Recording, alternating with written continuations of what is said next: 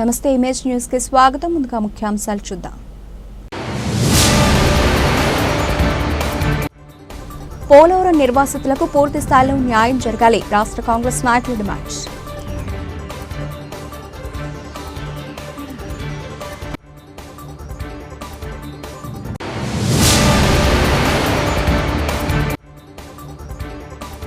పదో తరగతి పరీక్షా ఫలితాల్లో కాకినాడ జిల్లా 15వ స్థానంలో నిలిచింది. జిల్లా విద్యాశాఖ అధికారి పిల్లి రమేష్.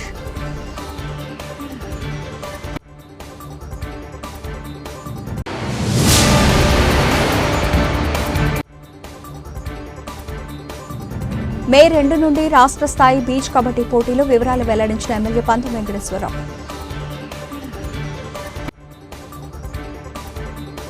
పోలవరం ప్రాజెక్టు ముంపు బాధితులకు పూర్తి స్థాయిలో న్యాయం జరగాలని రిఫర్ట్మెంట్ అండ్ రీహాబిలిటేషన్ ప్యాకేజీ చెల్లించే తేదీనే కటాఫ్ తేదీగా ప్రకటించాలని రాష్ట్ర కాంగ్రెస్ కమిటీ నేతలు డిమాండ్ చేశారు. మంగళవారం చింతూరులోని కాంగ్రెస్ కార్యాలయంలో ఏర్పాటు చేసిన విలేకరుల సమావేశంలో వారు మాట్లాడారు. R&R ప్యాకేజీ చెల్లించే రోజునే కటాఫ్ తేదీగా నిర్ణయించి ఆ రోజు నాటికి 18 సంవత్సరాల నిండిన ప్రతి ఒక్కరికి ప్యాకేజీ లబ్ధి అందించాలి అని నేతలు స్పష్టం చేశారు. ఇప్పటివరకు 2 సార్లు అవార్డు తేదీలు ప్రకటించారని, కానీ ప్రభుత్వం ఎలాంటి ఆర్థిక సాయం అందించలేదని ఆవేదన వ్యక్తం చేశారు. గత 2 రోజులుగా కాంగ్రెస్ బృందం ముంపు గ్రామాలను సందర్శించి బాధితుల పరిస్థితిని సమీక్షించింది. ప్రజల వినపాలను సేకరించి పార్టీ నేత వైఎస్ షర్మిలకు నివేదికగా అందజేయనున్నట్లు తెలిపారు. బాధితుల పక్షాన పోరాటం కొనసాగిస్తూ పూర్తి న్యాయం జరిగే వరకు వెనక్కి తగ్గబోమని వారు అన్నారు.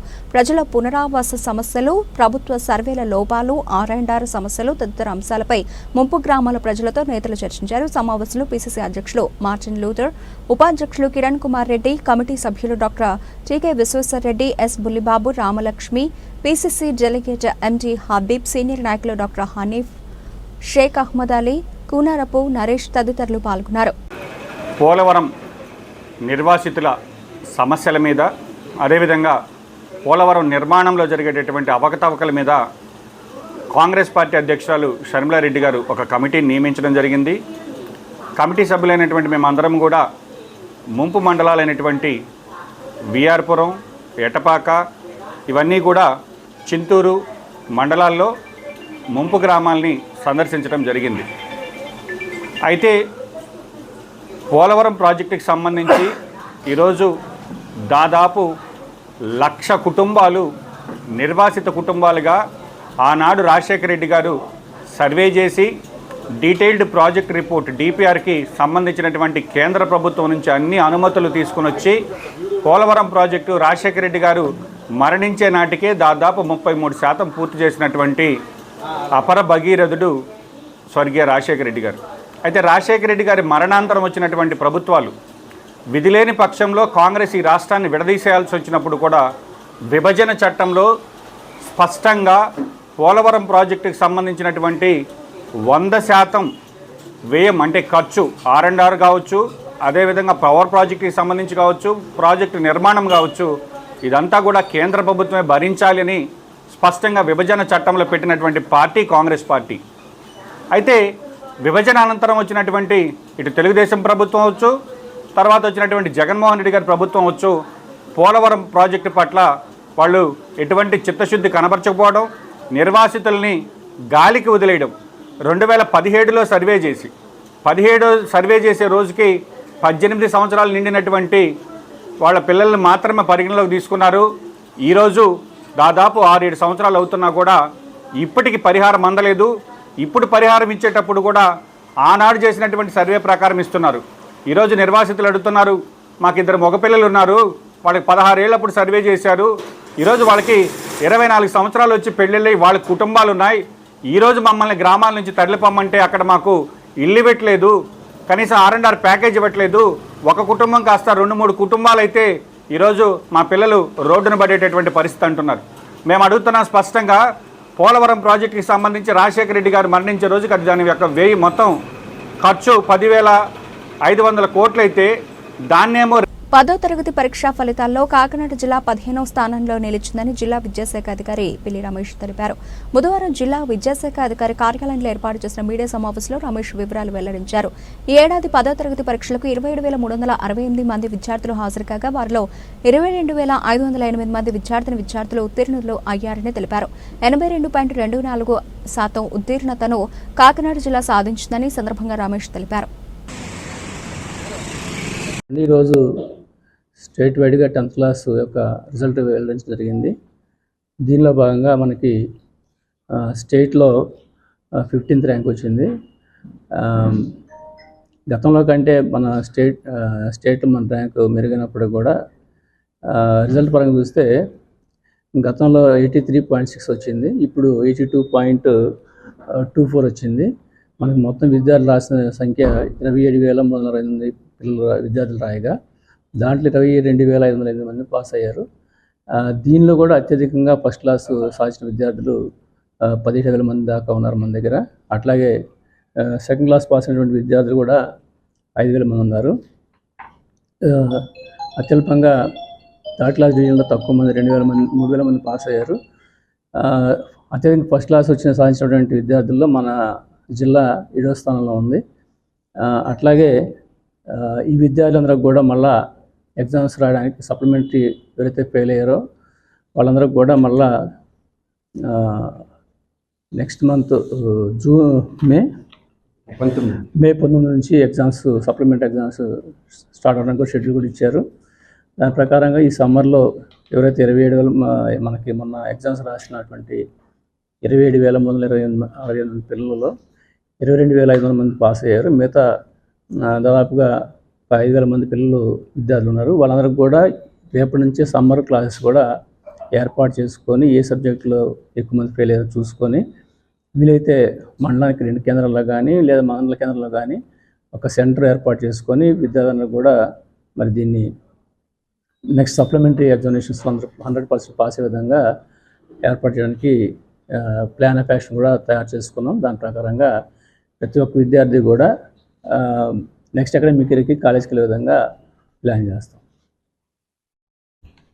మే నెల 2వ తేదీ నుంచి కాకినాడ రూరల్ సూర్యారావుపేట ఎన్టీఆర్ బీచ్ తీరంలో రాష్ట్ర స్థాయి బీచ్ కబడ్డీ పోటీలను నిర్వహిస్తున్నామని పోటీలకు సంబంధించి కాకినాడ రూరల్ ఎమ్మెల్యే పంతం వెంకటేశ్వరరావు కార్యాలయంలో మీడియా సమావేశాన్ని నిర్వహించి వివరాలు వెల్లడించారు. ముందుగా కాశ్మీర్లోని ఉగ్రవాదుల దాడిలో అసువులు బాసిన అమరవీరులకు శ్రద్ధాంజలి ఘటించారు. మే 2వ తేదీ నుంచి 4వ తేదీ వరకు జరిగే ఈ ఆటల పోటీలకు 13 పురుష 13 మహిళల జట్లతో కలిపి మొత్తం 26 జట్లు హాజరవుతాయన్నారు. సుమారు 45 మ్యాచ్లు జరిగే ఈ పోటీలో 208 మంది వరకు క్రీడాకారులతో పాటు మొత్తం 400 మంది ఈ కార్యక్రమాల్లో పాల్గొంటారన్నారు. ఈ పోటీలో గెలుపొందిన వారికి జాతీయ స్థాయిలో ఎంపికకు అవకాశం ఉంటుందని నానాజీ తెలిపారు. కూటమి ప్రభుత్వంలో క్రీడాకారుల రిజర్వేషన్ 2 నుంచి 3% పెంచిందని తెలిపారు. గెలుపొందిన విజేతకు 10 లక్షల వరకు మొదటి బహుమతి ఉంటుందన్నారు. ముగింపు కార్యక్రమానికి రాష్ట్ర మంత్రి నాదెండ్ల మనోహర్ హాజరవుతారని నానాజీ తెలిపారు. రాష్ట్ర స్థాయి పోటీలకు కాకినాడ బీచ్లో ఆడడం ఆనందకరమన్నారు. ఈ సమావేశంలో కాకినాడ రూరల్ ఎంపీపీ నందిపాటి అనంతలక్ష్మి, రాష్ట్ర కబడ్డీ అసోసియేషన్ అధ్యక్షులు జి వెంకటరెడ్డి, నాయకులు పెంకి శ్రీనివాసబాబు, చప్పిడి వెంకటేశ్వరరావు, నూరుకుర్తి వెంకటేశ్వరరావు, తుమ్మలపల్లి నారాయణరావు తదితరులు పాల్గొన్నారు. ప్రభుత్వం కానీ ఈజీగా వదిలిపెట్టి ప్రసక్తి లేదు. మన 26 మంది మన టూరిస్టులు మన భారత పౌరుల్ని కోల్పోవడం జరిగింది. అలాగే మన విశాఖపట్నం చెందిన ఆయన మరణించడం జరిగింది.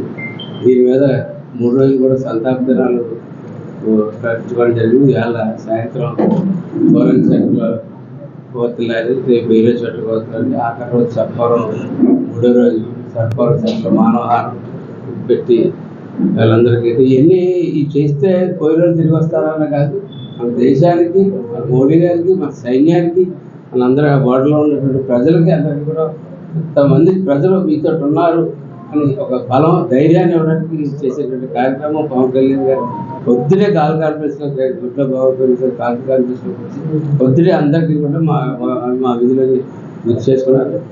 ప్రజలకు పనికి వచ్చే కార్యక్రమాలు ఏమైనా ఉంటాయి చేసుకోవాలి, కానీ భారత సంచారాన్ని రికార్డు చేసుకోకుండా ఏమి చేయకుండా సంతాబ్దాలు పాటించి ప్రజలకు ఆ బోర్డర్లో ఉన్న సైనికులకి అక్కడ ఊళ్ళో ఉన్న గ్రామస్తులకి అందరికీ వెళ్ళి టూరిస్టులకి ఒక ధైర్యాన్ని ఇవ్వమని చెప్పారు. ఆ ధైర్యాన్ని ఇచ్చే ప్రక్రియ 3 రోజులు మేము కొనసాగిస్తామని తెలియజేస్తూ ఆ కార్యక్రమం చరిత్రలో ఏ రోజు స్టేట్ స్థాయి కబడ్డీ ఛాంపియన్షిప్, ఎందుకంటే ఆంధ్రాలో మన ఆంధ్ర కేరళకి కబడ్డీ ఆ కబడ్డీకి ఇవాళ మన స్థానికుడు మన ఎంతకాలంగా కాంగ్రెస్లో మా మిత్రుడు వెంకటరెడ్డి గారు రాష్ట్ర అధ్యక్షుడిగా ఉండడం మాకు చాలా సంతోషమైన విషయం.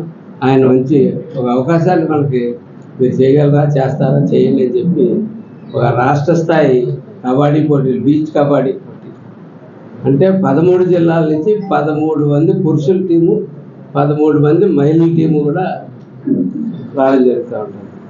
వారికి ప్రసిద్ధ పుణ్యక్షేత్రమైన అన్నవరం శ్రీ వీర వెంకట సత్యనారాయణ స్వామివారి దేవస్థాన ఆధ్వర్యంలో శ్రీ స్వామివారికి వార్షిక దివ్య కళ్యాణ మహోత్సవాలు మే 7వ తారీఖు నుండి ప్రారంభించి 13వ తారీఖు వరకు నిర్వహిస్తున్న సందర్భంగా ఆలయ ఉన్నతాధికారులతో సమీక్ష సమావేశం నిర్వహించిన ఆలయ కార్యనిర్వహణ అధికారి వీర సుబ్బారావు ఈ సందర్భంగా శ్రీ స్వామివారి వార్షిక దివ్య కళ్యాణ మహోత్సవాల గోడ పత్రికను విడుదల చేసిన ఆలయ అనువంశిక ధర్మకర్త ఐవి రోహిత్, కార్యనిర్వహణ అధికారి వీర్ల సుబ్బారావు సమీక్ష సమావేశంలో దేవస్థాన ఉన్నతాధికారులతో పాటు రెవెన్యూ డిపార్ట్మెంట్, పోలీస్ శాఖ, వైద్య శాఖ, పంచాయతీరాజ్ శాఖ వివిధ విభాగాల వారితో సమీక్ష నిర్వహించి వార్షిక దివ్య కళ్యాణ మహోత్సవానికి విచ్చే భక్తులకు ఎటువంటి అసౌకర్యాలు, ఇబ్బందులు కలగకుండా తగు ఏర్పాట్లు చేస్తున్నామని ఆయన తెలిపారు. మరియు శ్రీ అనంతలక్ష్మీదేవి అమ్మవారు మరియు శ్రీ సీతారాముల వారి సమక్షంలో అనివేడి మండపంలో పండిత సదస్సు ఆశీర్వాదాలు అనంతరం పండిత సత్కారాలు తదుపరి రాత్రి 9 గంటలకు వైశాఖ మొదలు కార్యక్రమం రాత్రి 7:30 మరియు అమ్మవార్లకు శ్రీకృష్ణ మహోత్సవం నిర్వహణ అనంతరం ఆశీర్వదులు భక్తులకు ప్రసాద వితరణ మరియు జాకెట్ గుడ్డలు పంచిపెట్టిన కార్యక్రమం జరిగింది. వైద్య కార్యక్రమం గురించి వారు మాట్లాడేమో ఆ సమయానికి అన్నీ ప్రారంభమవుతాయండి. అందరూ కూడా దేవస్థానం చైర్మన్ వారు, అలాగే ఈవో గారు, మన సిబ్బంది అందరూ కూడా ఆ సమయానికి వచ్చి ఈ వైదిక కార్యక్రమాలన్నీ కూడా తిలకించి స్వామివారి శిక్షణ పొందవలసిందిగా కోరుకున్నాం. మేము ఏ సమయాల్లో కూడా మేము కోరుకుంటున్నాం. నుంచి మా వేళ మనం 7వ తారీఖు నుంచి కూడా ఈ కళ్యాణ కార్యక్రమాలన్నీ కూడా సాయంత్రం పెళ్ళికొడుకుని చేయడంతో ప్రారంభమవుతుంది. అక్కడ నుంచి కూడా ఉపోత్సవం దాకా కూడా ప్రతి కార్యక్రమం కూడా మనకి సమయాన్ని నిర్దేశించడం జరిగింది. ఆ సమయం ప్రకారం అన్నీ జరుగుతాయి. అందులో వాటికి సంబంధించినవన్నీ కూడా మా పురోహితులు, అలాగే అర్చకులు అన్నీ కూడా ముందుగానే నిర్దేశించుకుని ప్రతిదీ నిర్ణయించుకుని అక్కడికి కావాల్సిన సామగ్రి కానీ అలాగే కళ్యాణం ముందు VIP, VVIP staff collector gas provide చేయడం జరుగుతుందండి. అలాగే ఈ సంవత్సరం విఐపి గ్యాస్ ఏలేశ్వరం మండలం పెదనాపల్లి గ్రామంలో పలు అభివృద్ధి కార్యక్రమాలకు స్థానిక ఎంపీపీ గొల్లపల్లి బుజ్జి శంకుస్థాపన చేశారు. ఈ సందర్భంగా మాట్లాడుతూ ప్రతిపాడు నియోజకవర్గ ఎమ్మెల్యే వరపుల సత్యప్రభరాజుకు గ్రామంలో ఉన్న పలు సమస్యలపై తెలియజేయడం జరిగిందని, వెంటనే ఆమె నిధులు మంజూరు చేయడం జరిగిందని అన్నారు. గ్రామంలో గుబాలమ్మ తల్లి గుడికి ప్రహారీ గోడ నిర్మాణానికి 5 లక్షల రూపాయలు, అసంపూర్తిగా ఉన్న సత్తమ్మ తల్లి గుడి నిర్మాణానికి 2 లక్షల రూపాయలు, హరిజనపేటలో 33 kV లైన్ మార్పు, పేదల కాలనీలో గ్రావెల్ రోడ్లు, నూతన స్తంభాల ఏర్పాటు, అలాగే 10 లక్షల రూపాయలతో బరియల్ గ్రౌండ్ సుబ్రహ్మణ్యం మరమ్మతులు చేయడానికి నిధులు మంజూరు చేయడం జరిగిందని అన్నారు. వేసవిని దృష్టిలో పెట్టుకుని వీధులలో గల చిన్న ట్యాంకులు మరియు పైప్ లైన్లు మరమ్మతుల కార్యక్రమం త్వరలోనే చేపడతామని బుజ్జి గ్రామస్తులు తెలిపారు. పెండింగ్ లో ఉన్న కమ్యూనిటీ భవనాలను గ్రామాల్లో 2 అంగన్వాడీ కేంద్రాలు అసంపూర్తిగా ఉన్నాయి. భవనాలు పూర్తి చేసేందుకు ఒక్కొక్క భవనానికి 5 లక్షల రూపాయల చొప్పున 10 లక్షల రూపాయల నిధులు మంజూరు చేయడం జరిగిందని, వీటిని ఎమ్మెల్యే చేతుల మీదుగా ప్రారంభిస్తున్నట్టు తెలిపారు. 33 లక్షల రూపాయలతో గ్రామాల్లో సీసీ రోడ్లు వేయడం జరిగిందని, మరో 30 లక్షల రూపాయలు రోడ్ల నిర్మాణం చేపడుతున్నట్లు తెలిపారు. మరి ఈరోజు పెద్దనాపల్లి గ్రామంలో సుమారు 5 సంవత్సరాల క్రితం నుంచి జరగని అభివృద్ధిని గౌరవ శాసనసభ్యురాలు శ్రీమతి వరపుల సత్యప్రభ గారి సహాయ సహకారాలతో, ఆదేశాలతో, ఆశీస్సులతో పెద్దనాపల్లి గ్రామాన్ని ఒక అభివృద్ధి పదంలో తీసుకెళ్లాలనే ఆలోచనతో వాళ్ళు చాలా మంచి కార్యక్రమాలు చేపట్టడం జరిగింది. అందులో భాగంగా ఎప్పటి నుంచో మరి గ్రామదేవత అయిన గుబ్బలమ్మ తల్లి గారికి కాంపౌండ్ వాల్ నిర్మాణం గురించి, అలాగే సత్యం తల్లి గారి ఆలయ అభివృద్ధి గురించి, మరీ ముఖ్యంగా ఆదియాంధ్ర కాలనీలో 33 kV విద్యుత్ లైన్ ఇళ్ల మధ్యలోంచి వెళ్తూ ఉంటే చాలా ప్రమాదాలు జరుగుతూ ఉన్నాయి, ఇల్లు కాలిపోతాయని చెప్పి 40 సంవత్సరాలుగా ఇబ్బంది పడుతున్నా అక్కడ ఆ లైన్ షిఫ్టింగ్ గురించి, అలాగే మరి గత ప్రభుత్వంలో ఇచ్చిన కాలనీల్లో మరి స్తంభాలు లేక చాలా ఇబ్బంది పడుతూ ఉంటే ఆ స్తంభాలు కూడా మరి గౌరవ శాసనసభ్యురాలు మరి పెదనాపల్లిలో ఎన్నికల ప్రచారం నిమిత్తం వచ్చినప్పుడు అడిగినప్పుడు హామీ ఇవ్వడం. అదే రకంగా ఇందిరానగర్ కాలనీలో సుమారు 25 సంవత్సరాల క్రితం అసంపూర్ణంగా ఉండిపోయిన కమ్యూనిటీ హాల్ హరిజన్ కోసం ఉండిపోయిన కమ్యూనిటీ హాల్ గురించి కూడా అప్పుడు హరిజన సోదరి మందులను అడగడం, దానికి సంబంధించిన పని. అదే రకంగా ఏ అయితే కాలనీలు ఇచ్చారో ఆ కాలనీల్లో కనీసం చిలుకు పడితే వెళ్ళలేని పరిస్థితిలో గ్రావెల్ రోడ్లు ఏంటంటే ఆ ఎన్నికల్లో అడిగినప్పుడు దానికి కూడా గౌరవ శాసనసభ్యురాలు శ్రీమతి వరపుల సత్యప్రభ గారు ఖచ్చితంగా చేస్తానని చెప్పడం. అదే రకంగా పెదనాపుల్లో ఎవరైనా చనిపోతే మరి ఆ పరేలు గ్రౌండ్లో 2-3 గంటలు అక్కడ ఉండాల్సిన పరిస్థితి వచ్చినప్పుడు నిలువు నీడ లేకుండా ఉన్న పరిస్థితిలో మాకు దానికి కూడా షెడ్లు నిర్మించండి, ఏమి చేయండి అని చెప్తే దానికి కూడా మరి 10 లక్షల రూపాయలు ఇచ్చి ఆ షెడ్ నిర్మాణం కూడా మరి దానికి ఆ రోజు ఎన్నికలు అన్నీ ఇవ్వడం జరిగింది.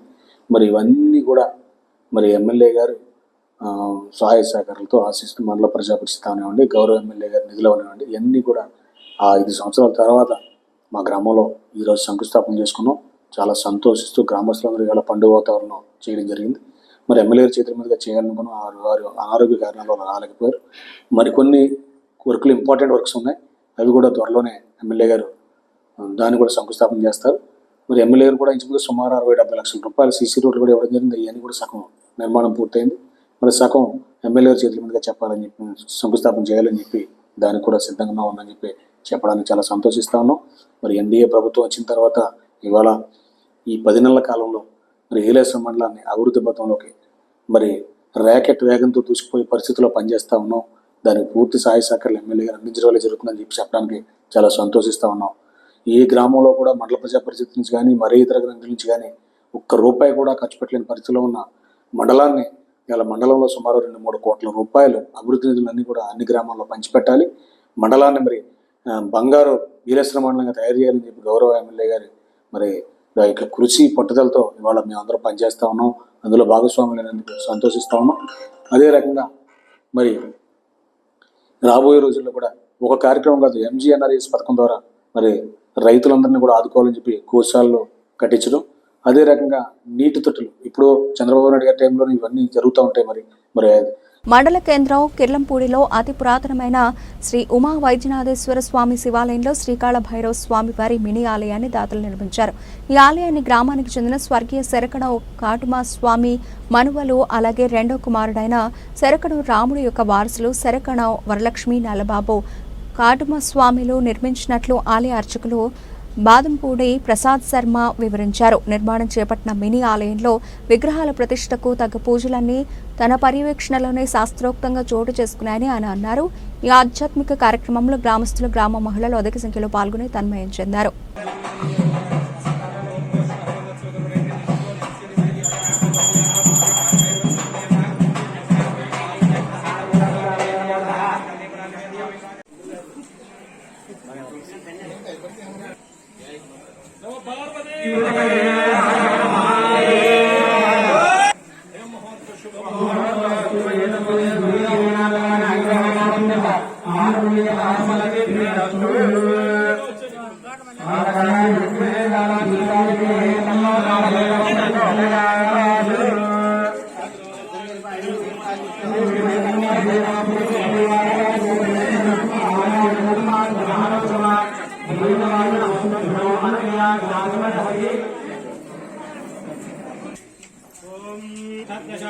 శ్రీ కాళభైరవ స్వామి నమః. ధ్యాయామి, ధ్యానం సమర్పయామి.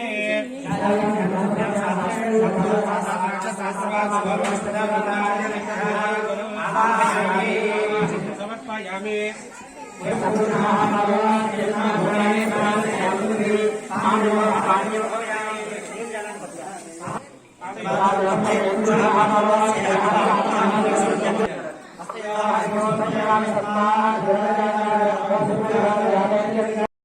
జమ్మూ కాశ్మీర్ బైసరన్ ప్రాంతంలో 28 మంది పర్యాటకులపై ఉగ్రవాదులు చేసిన దాడి చాలా బాధాకరమని జనసేన పార్టీ కాకినాడ జిల్లా అధ్యక్షులు కౌడా చైర్మన్ తుమ్మల రామస్వామి బాబు తెలిపారు. బుధవారం పెద్దాపురం నియోజకవర్గం Samarlakota water tank Janasena party కార్యాలయం వద్ద పార్టీ ఆదేశాల మేరకు జనసేన పార్టీ జెండాను ఔన్నతం చేసి జెండాను సగం వరకు దించి సంతాపం తెలియజేశారు. ఈ సందర్భంగా తుమ్మల రామస్వామి బాబు మాట్లాడుతూ జమ్మూ కాశ్మీర్లో 28 మంది పర్యాటకులను దారుణంగా హతమార్చిన సంఘటన చాలా బాధాకరమని, సభ్య సమాజానికి సిగ్గుచేటు అని, ఉగ్రవాదులు చేసిన ధోరణి యావత్ దేశం ఖండించాల్సిన విషయం అని అన్నారు.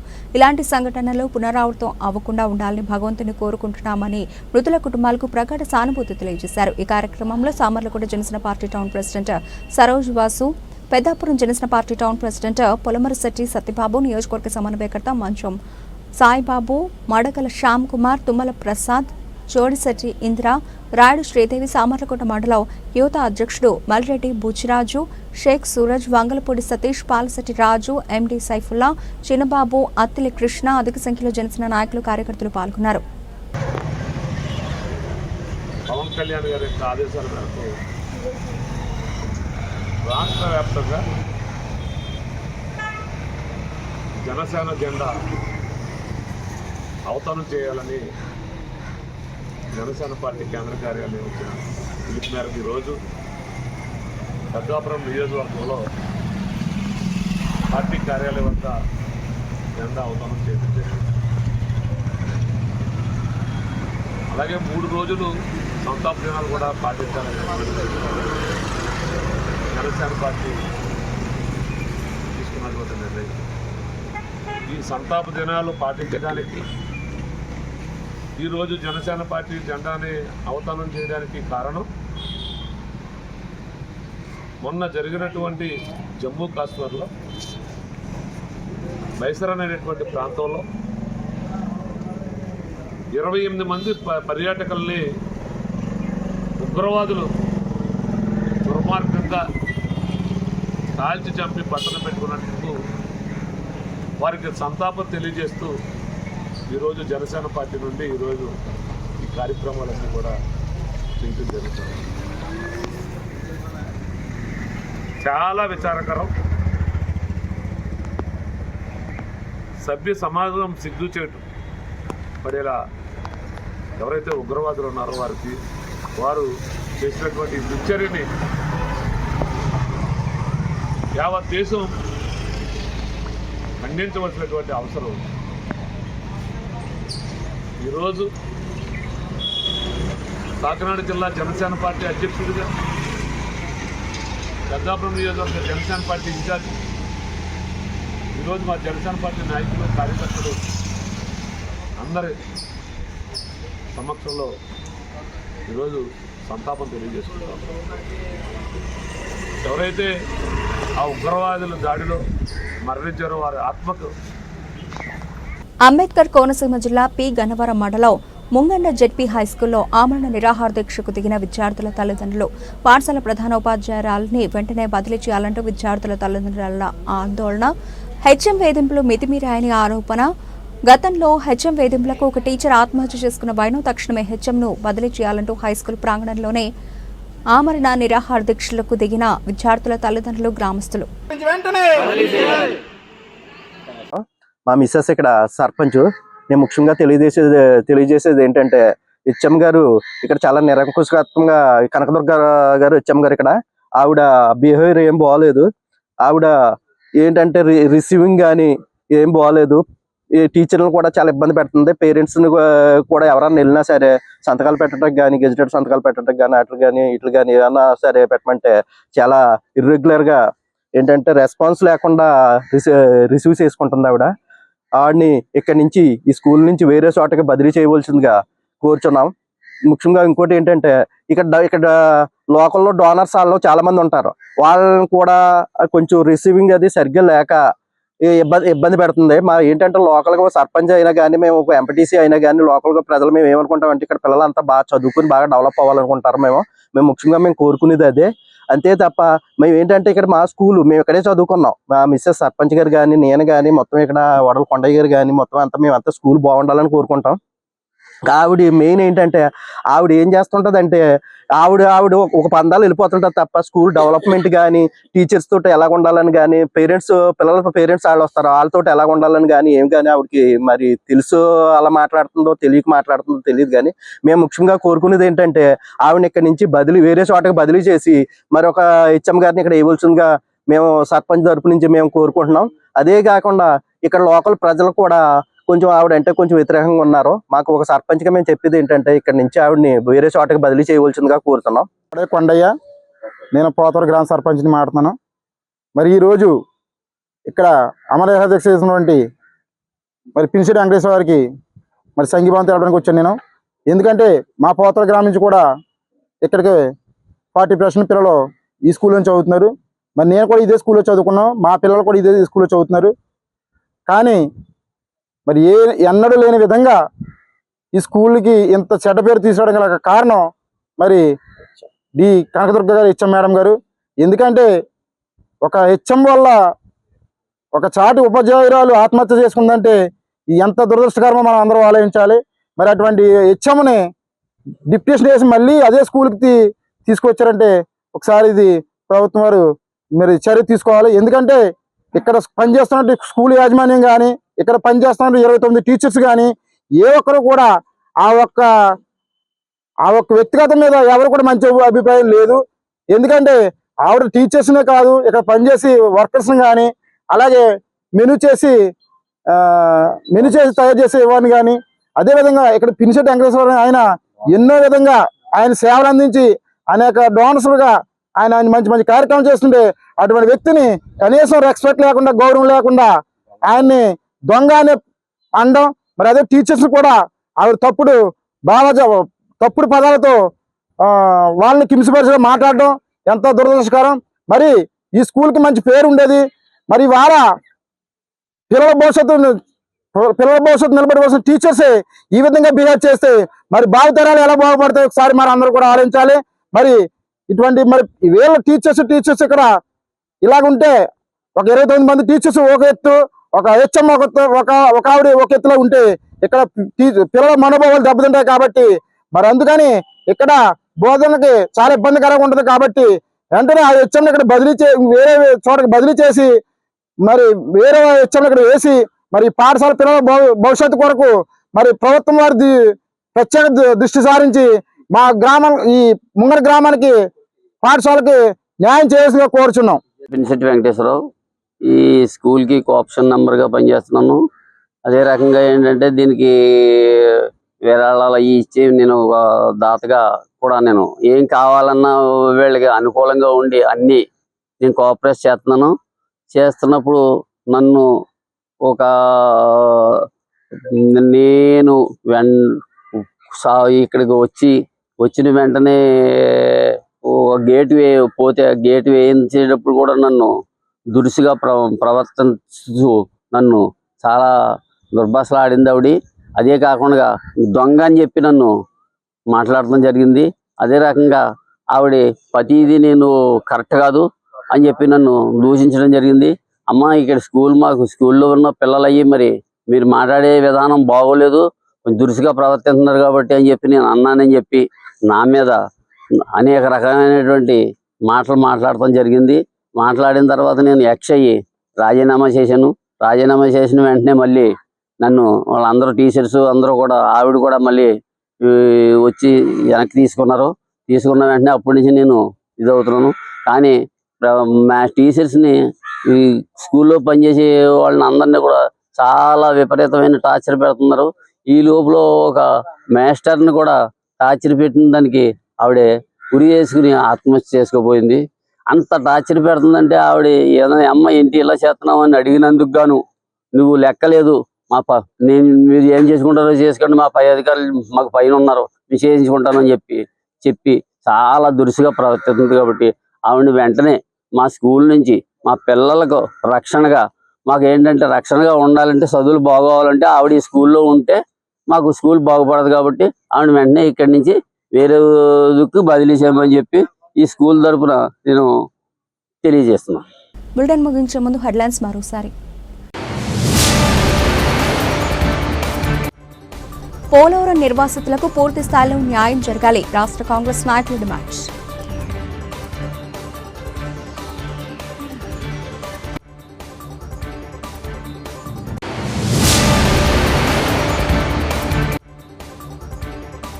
పదో తరగతి పరీక్షా ఫలితాల్లో కాకినాడ జిల్లా 15వ స్థానంలో నిలిచింది. జిల్లా విద్యాశాఖ అధికారి పిల్లి రమేష్.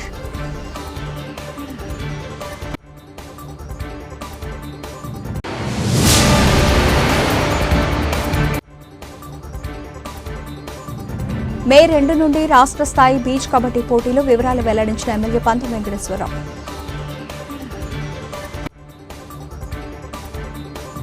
ఇవి ఇప్పటివరకు నబుల్చిన అప్డేట్స్. మరిన్ని అప్డేట్స్తో మళ్ళీ కలుద్దాం. అంతవరకు సెలవు. నమస్తే.